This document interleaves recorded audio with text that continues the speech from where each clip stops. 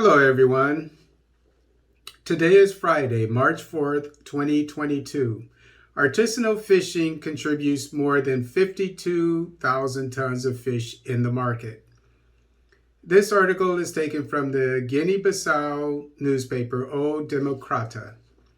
The Director General of Artisanal Fisheries, Induta Income, said this Wednesday, March 2nd, 2022, that artisanal fisheries contribute 52,631 tons of fish to supply the national market.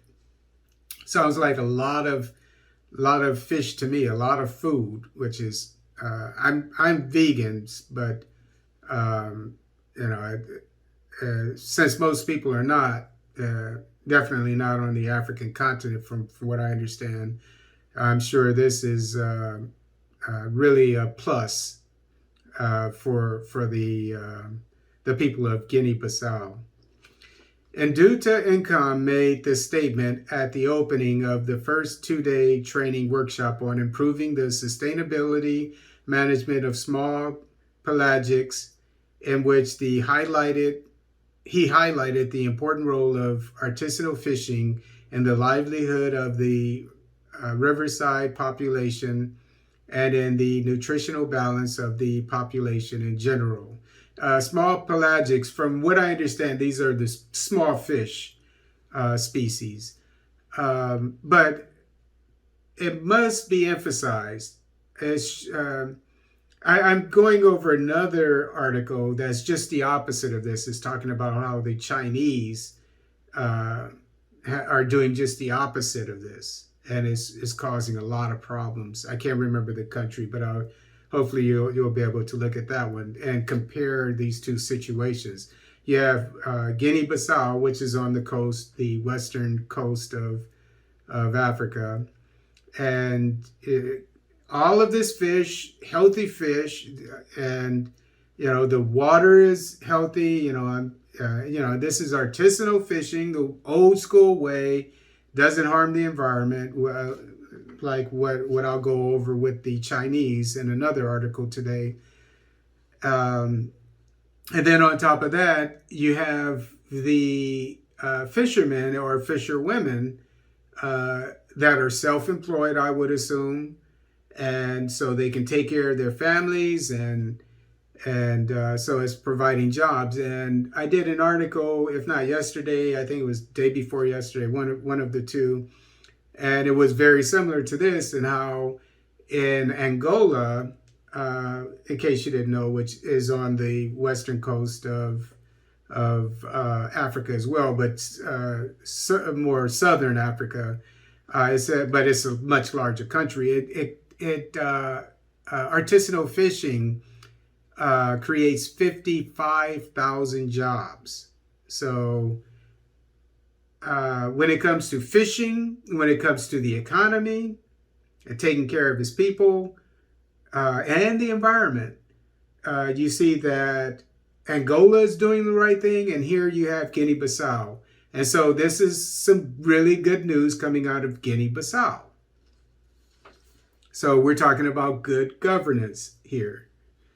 This group of species with moderate, and as I said, I think it's talking about the small fish, maybe not this small, but economic value, has a social, strategic, and nutritional value of great importance in terms of food security and job creation, with an emphasis on female employment, and represents more than 31% of catches landed by artisanal fishing and fishing, I guess in general. Industrial fishing represents 64% of catches, so the importance of species belonging to this category of organisms, such as horse mackerel, mullet, jaffowl, and sardinalis, is undeniable.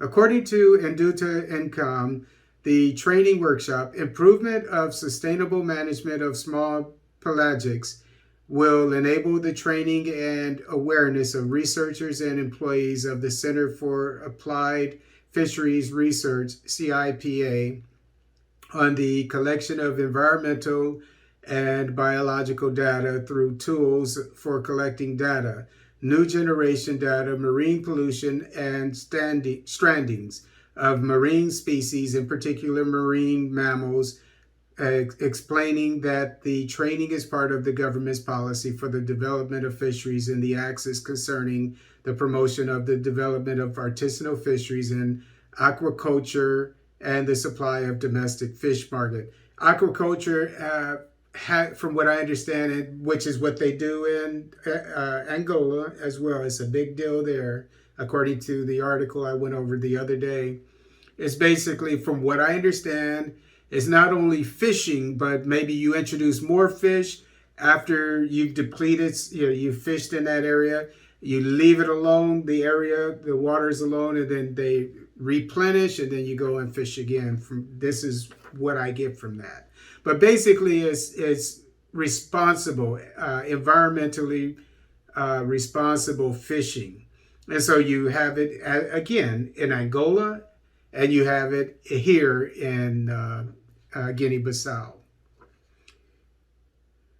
Nduta Income highlighted the importance of this workshop aimed at, and you see here, they have a workshop, they're training on this in Guinea-Bissau, aimed at improving the data collection system and scientific knowledge about the stocks and critical sites of small pelagics, to strengthen the capacities of research centers to facilitate the processing and storage of collected data, as well as the dissemination of results to decision makers, researchers, partners, technicians, and funders, and the general public. Josefa Pinto, Director of Statistics Service at the Ministry of Fisheries, explained that the project that houses the workshop aims to improve the sustainable management of small pelagics and the creation of a sustainable management mechanism that will allow continued access to resources fisheries. He explained that in the first phase of the project, a follow-up was carried out on the landing of species belonging to small pelagics at 12 strategic points in Guinea-Bissau, such as horse mackerel, mullet, jafal, and sardinalis, stating that he already has processed data that will be published shortly, and that in the second phase, the objective is to consolidate all the benefits or achievements achieved in the first phase, that is, to make the CIPA technicians and the ministry appropriate the knowledge acquired in the first phase. And in case you didn't know, recently Guinea-Bissau was the victim of an attempted coup, and it was put down. Fortunately, there was a firefight that lasted, I think, about 6 hours, and about 12 people died in it. And someone high in the military was implicated in it, a general, if I remember correctly. And then recently, a couple of days ago, 2 more high-ranking military personnel were fired from the government, from the military. And it's known that Guinea-Bissau is a